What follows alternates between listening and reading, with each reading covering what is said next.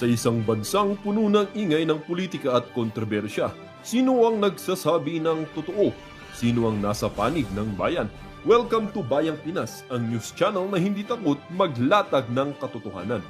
Dito, pinag-uusapan natin ang mga isyong may kinalaman sa kinabukasan mo, politika, pamahalaan at ang tunay na kalagayan ng ating bansa. Hindi kami bayad, hindi kami bulag. Sa Bayang Pinas, ang boses ng mamamayan ang tunay na headline.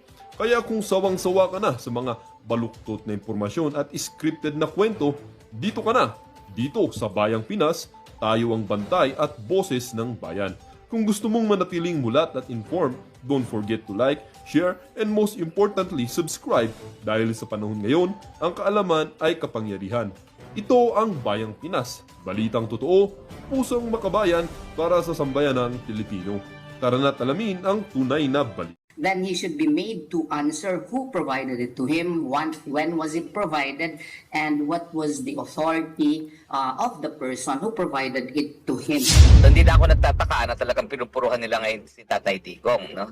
At bukod pa dyan, alam naman natin na under pressure ang ICC dahil yung buong African Union nagbabanta na bibitiw sa pagiging miyembro ng ICC dahil ang pinupuruhan lang daw nila ay puro mga taga-Afrika.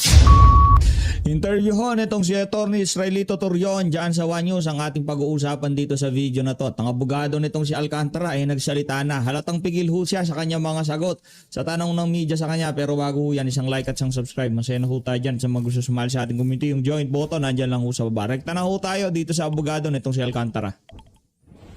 Attorney, good afternoon po.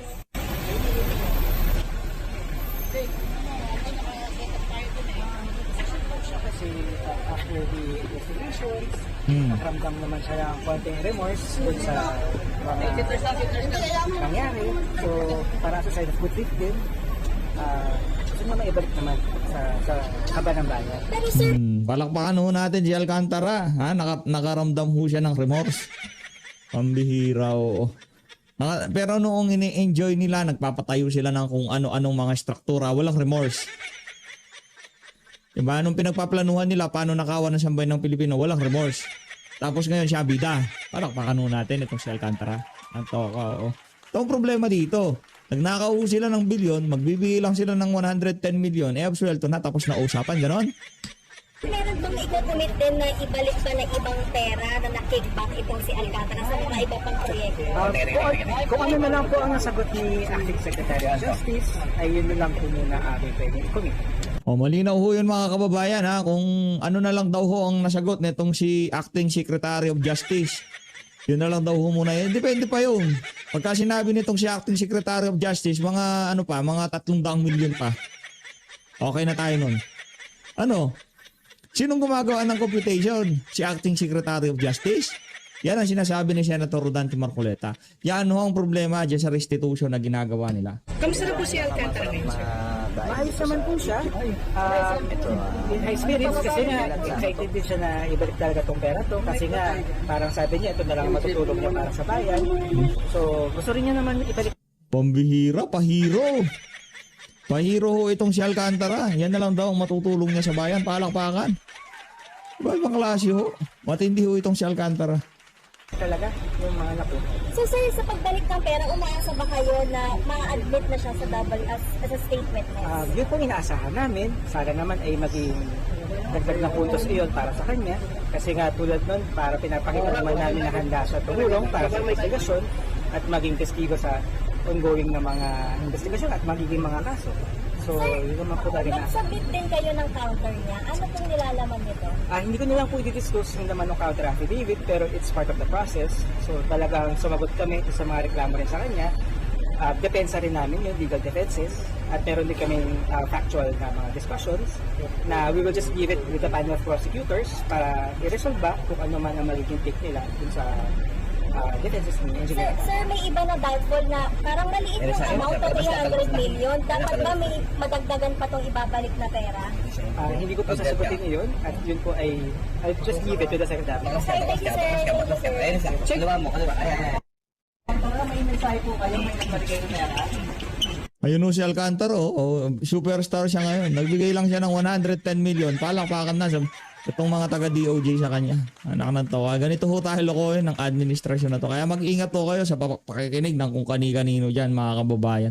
Pinubola na ho kayo ng mga yan, lalo na yung mga taga-mainstream media. Rekta ho tayo dito sa interview nitong si Atty. Israelito Torion. Gang! Thanks again. Yes, good evening. Good evening po sa Ako, inyong matindi ho lahat. ito. Thank you, sir. Magandang gabi po. Yes, sir. Sir, of course, we do understand that you're not part of the legal team in The Hague in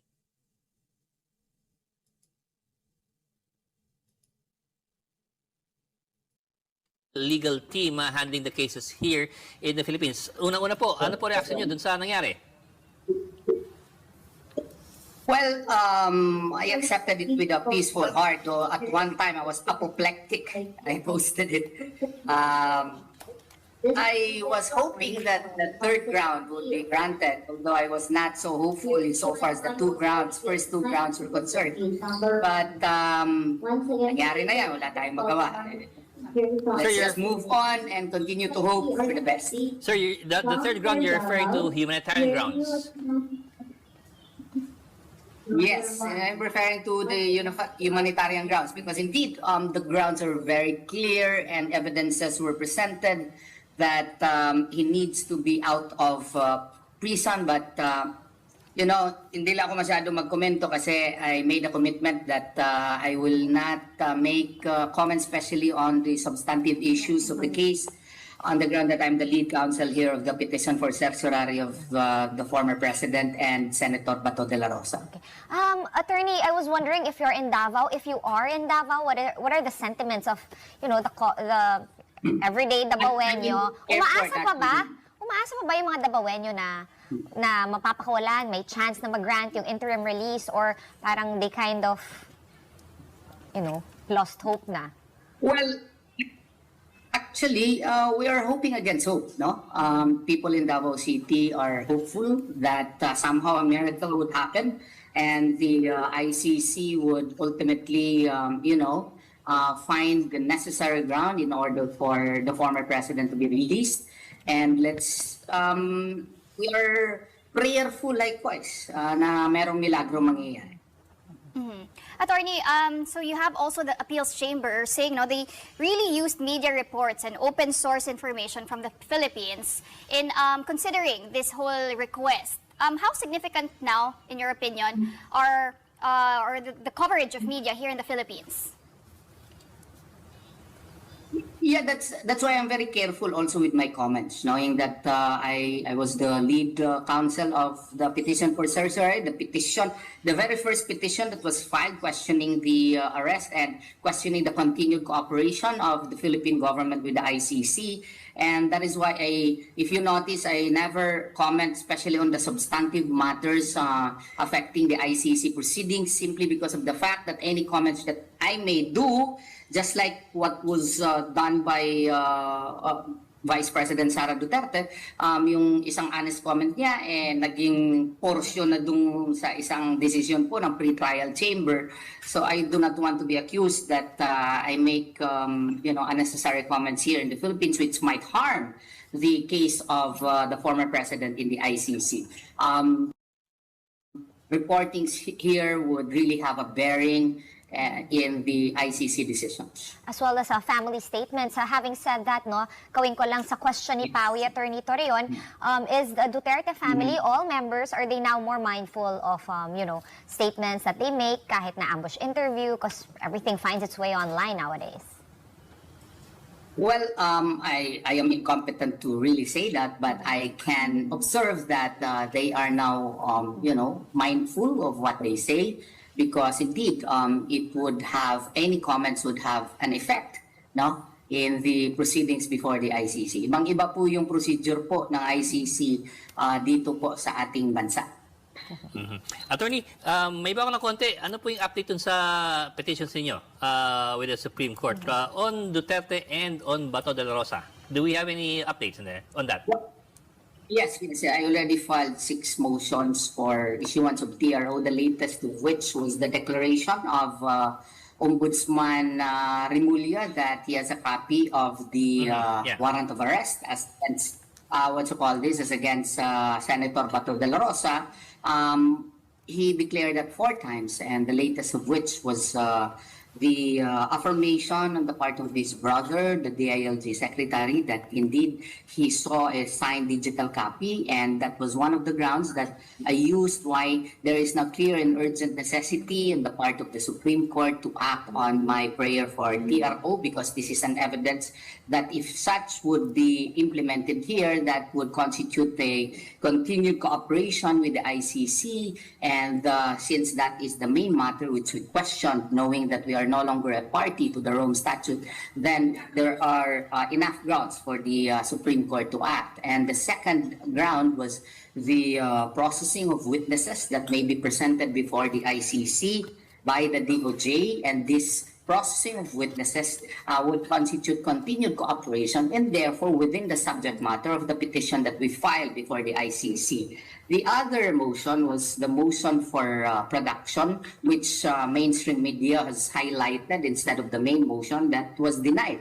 But I already filed a most respectful motion for reconsideration, citing among others that there is a duty, responsibility on the part of Ombudsman Rimulya to produce the alleged warrant of arrest in whatever form or character, knowing that it has a direct bearing on the subject matter of our petition, because if such exists, then he should be made to answer who provided it to him, when was it provided, and what was the authority of the person who provided it to him, no? Because these matters are supposedly confidential. And we feel that he, being an officer of the court, he is still a lawyer, and the ombudsman at that, then the Supreme Court should make a ruling on the matter. Sir, are you still in touch with Senator Bato de la Rosa? Kasi a couple of days ago, I understand, si Senate President Tito Soto was asked about de la Rosa's case, and he said na, well, si Senator Bato should participate pa rin because he is not on official leave anyway. What is your response to that? Well, knowing na medyo sabog kasi yung messaging ng gobyerno, hindi talaga natin alam kung may warrant of arrest na o hindi. Dalawang high officials na po ang nagsasabi na meron.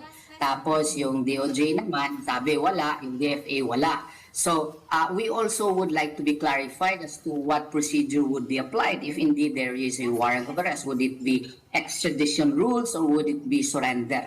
And I have heard the opinions of our legal luminaries that it would be surrender simply because of the fact that the ICC is not a state pursuant to Rule 1, Section 3M, so therefore extradition rules would apply. I have a counter opinion on it, that the extradition rules were precisely issued in order to govern issues like this. But then, even if we concede it, under surrender rules, we do not have clear implementing rules and regulations on the matter. If you read Article 59, even the competent judicial authority has not been defined under Philippine dispensation. Shall we conduct pre-trial? Shall we conduct preliminary conference? That has not been defined. If you also read Article 59, the proper process as to how you would effectuate surrender has not also been defined. So it is premature, therefore, to implement surrender without passing through our local courts, and the procedure as to what will be done by the courts,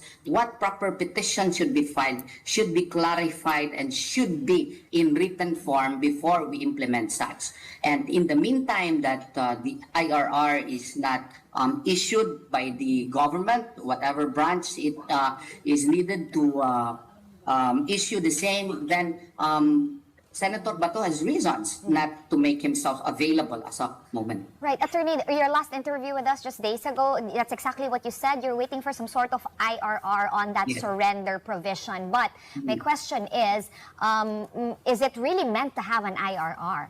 Or is it meant to be a case-to-case basis? That's why they just left it? Or na-overlook lang yung paggagawa ng IRR? I think now they are realizing it because I have information that the DILG is somehow crafting one. And I know that for a fact because I also have friends there. And they are trying to craft a what they call as a IRR which would comply with the requirements on due process. And that is a very good development because indeed, no Filipino should just be dragged right away just because there is an alleged warrant of arrest from a foreign court and brought to a foreign court without passing through our local courts. We have functioning court system here. Kung may kaso si Senator Bato, ang amin pong stand ay Pilipino po siya, pailan ninyo ng kaso dito sa Pilipinas at aming haharapin. Kung argument ninyo ay Article 127, mag-apply pa, may jurisdiction pa yung ICC dito, even if kini-question namin yan, at the very least, the provisions on Article 59 should be applied. Kasi kung basahin mo, pati nga Article 89 on surrender, kailangan po applicable local law ang mag-apply doon po sa surrender. So kung even under the Rome Statute, yung applicable local law ang dapat mag-apply on surrender, then dapat klaro yung rules natin dito. Yun po ang aking humble stand. Yes. Attorney, just going back to President Duterte at the ICC, sabi po ng appeals chamber that the medical records of Mr. Duterte weren't enough to justify humanitarian grounds, ano? But we are still waiting for the medical evaluation, which will come out, the results of that evaluation, which will come out on December 5. But just to give us a clear idea, Attorney, ano po ba talaga yung kalagayan ni President Duterte ngayon? Do we have a clear picture on what his medical condition is right now?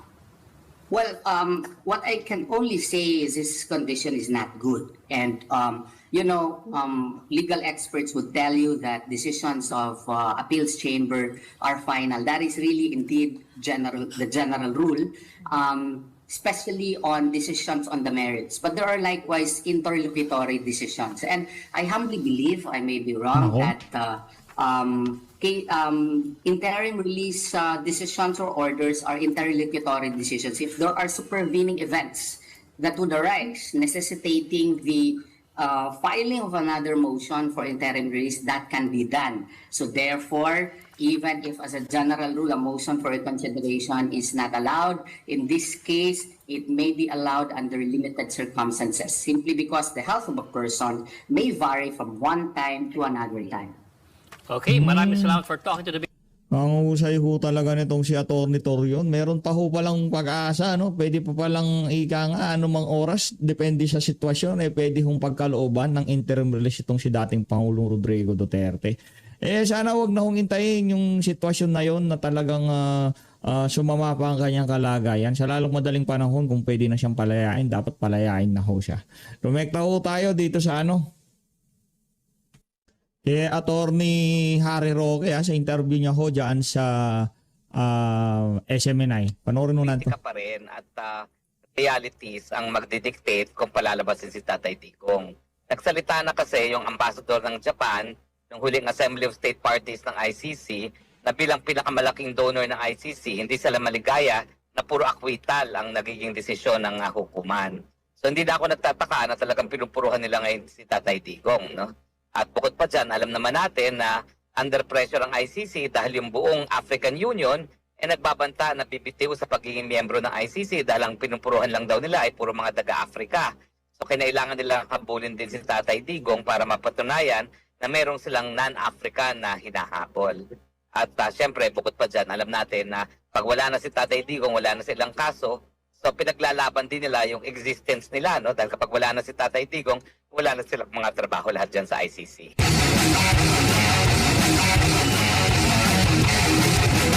Nagsalita po ang ICC at hindi nga nila binasura nila or hindi nila tinanggap yung kanilang apila ng kampo ni former President Rodrigo Duterte para sa interim release. Nagpaliwanag sila sa kanilang panig. Ano pong masasabi niyo po dito, Attorney?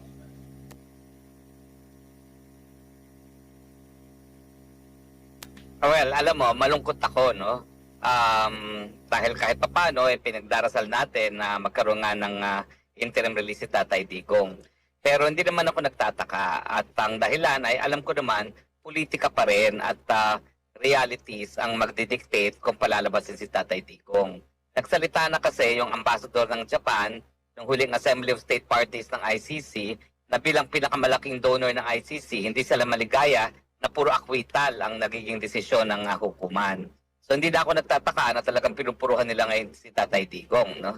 At bukod pa dyan, alam naman natin na under pressure ang ICC dahil yung buong African Union nagbabanta na bibitiw sa pagiging miyembro ng ICC dahil ang pinupuruhan lang daw nila ay puro mga taga-Afrika. So kinailangan nila habulin din si Tatay Digong para mapatunayan na merong silang non-African na hinahabol. At syempre, bukod pa dyan, alam natin na pag wala na si Tatay Digong, wala na silang kaso, so pinaglalaban din nila yung existence nila, no? Dahil kapag wala na si Tatay Digong, wala na silang mga trabaho lahat dyan sa ICC. Opo. After nito po, kasi apila na ito nagbigay na. Grabe, napakasimple ho ng paliwanag nitong si Attorney Harry Roque. Yun lang ho talaga, yung pagiging relevant nila, yun na lang. Pero pagdating sa yung bang ginagawa nila na yan, talagang para sa human rights, para doon sa mga biktima, hindi ho. Politika ho yan, mga kababayan. Na sila ng final decision po, attorney. Ano na po ang susunod?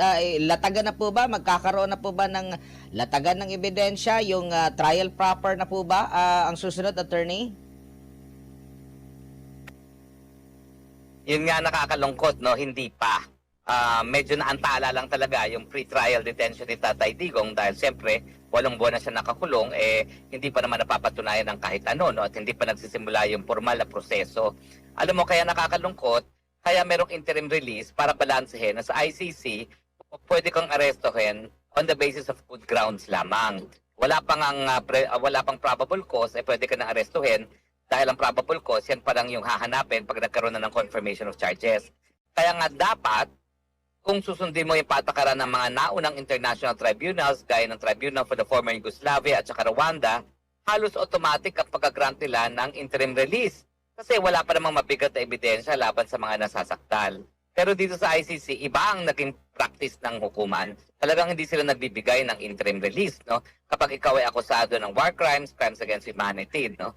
But in any case, meron pang nakabinbin sa appeals chamber yung sa issue ng jurisdiction. Yun sa akin ang pinaka-importante.